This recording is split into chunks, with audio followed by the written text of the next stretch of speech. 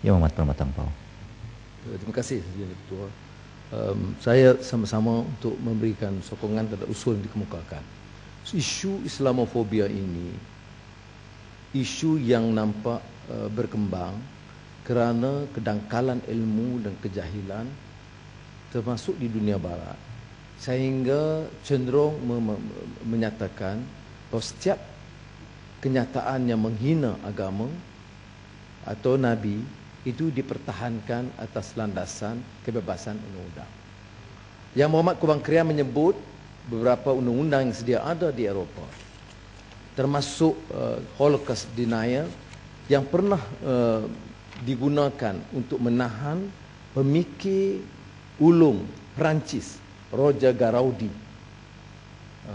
semata-mata kerana mempertikai kesahihan beberapa fakta dan data sejarah yang menyangkut kedudukan Yahudi di Perancis. Sebab itu kita tidak dapat menerima hujah penghinaan terhadap Rasul yang bukan sahaja bagi orang Islam, tetapi bagi orang-orang yang memuliakan agama akan terima semangat Al-Quran, laqad kana lakum fi Rasulillah uswatun hasanah. Bahawa pada pribadi Rasulullah itu contoh model manusia yang terbaik. Maka kalau dihina begitu rupa, maka harus ada kesedaran dan tindakan yang setimpal. Pentadbiran Amerika Syarikat mengatakan tidak ada keupayaan dan ini disanggah oleh banyak kalangan. Saya tahu rakan-rakan di kalangan beberapa badan Islam di Amerika, termasuk Institut Pemikiran Islam Antarabangsa (IIT), sedang menyusun langkah untuk menyaman penerbit ini kerana melakukan beberapa kesilapan. Pertama, sengaja memutablikkan fakta.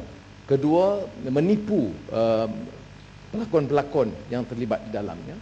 Dan ketiga, bertujuan menghasut, inciting. Maka kita harap mereka juga berhasil. Dan sekurang-kurangnya ia memberikan ruang kepada kita, negara Malaysia umumnya dan juga negara Islam lain, untuk menyatakan bahawa tidak benar untuk digunakan prinsip kebebasan media atau kebebasan untuk mengesahkan tindakan ini, kerana ada undang-undang berkaitan Holocaust denial, ada undang-undang tentang anti-Semitism atau anti-racism yang sebenarnya disanggah oleh masyarakat barat sekalipun. Sebab itu kita juga ingin menggesa OIC supaya jangan agak terlalu lembab dalam mengambil tindakan. Kita hanya dimaklumkan bahawa OIC akan mengemukakan satu usul di Pertubuhan Bangsa-Bangsa Bersatu untuk mengadakan undang-undang mencegah penghinaan mana-mana agama atau nabi-nabi dan rasul supaya dapat menyederhanakan ketegangan. Keduanya, saya ingin menyusul kenyataan yang Muhammad Marang yang cukup tegas dalam hal ini, iaitu kemarahan kita itu harus berpunca kepada fakta dan jangan, kerana kalau kita lihat tujuan dan matlamat maqasid syariah itu adalah memelihara sanctity of life and property.